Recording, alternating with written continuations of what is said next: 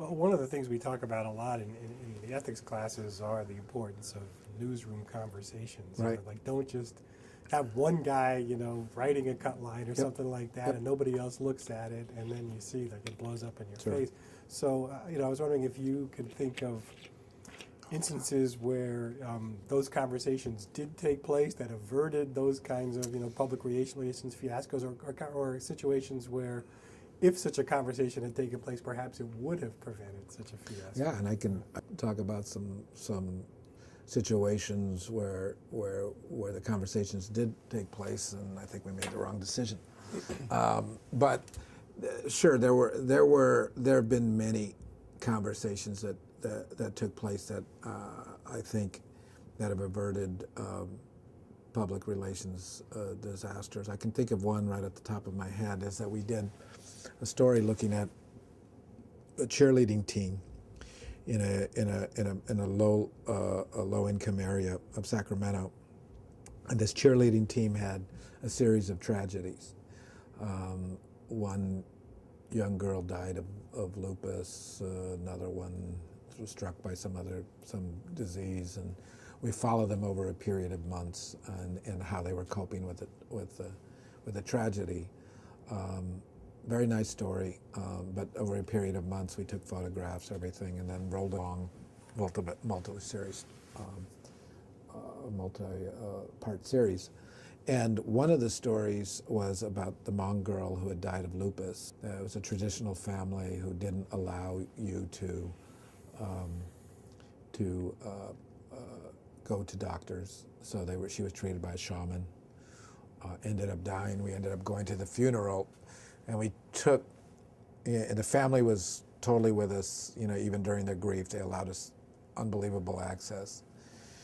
And we took these beautiful pictures, including one that was quite tender, of the girl lying in her casket.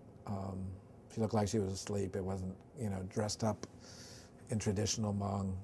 And they had the mother touching her and all of the aunts touching her, and the face expressions. It was just a wonderful, wonderful moment captured. And first, the question we had to whether or not we print the pictures of a dead child. And the photograph, it was a wonderful photograph. They wanted to print it. But then I raised the question okay, this is 6 months. We're printing it like 4 months, 6 months, I can't remember, after the kid has died. I said the family was okay with it then, but what about now? Do they, what happens if we bring up these memories 4 months later? They said, oh no, the family's cool. I mean, they're cool. And I said, so I listened to everybody, and the consensus was no, to print it. And so I said, I don't think we should do that, and without checking with the family. They said, well, that's, self-censorship and, giving the family control, and there's a big debate internally over that. I said, no, it's human courtesy. And I said, part of what we do, yeah, we can be cold, we can be hard, yeah, we have a right to publish, but, do we publish when your gut instinct's saying that they deserve the courtesy? Since they let this into this very private moment, do they deserve the courtesy to find out what the reaction was? So the reporter and the photographer went out, showed the picture to the mother, said we're planning on printing it, and the mother kind of went off the deep end. I mean, she went into hysterics, kind of ended up, I think, a couple of nights in the mental ward, etc. And and so the reporter and the photographer, I didn't hear this very much as an editor, came back and said, you were right. Even though we had that conversation, but you were right.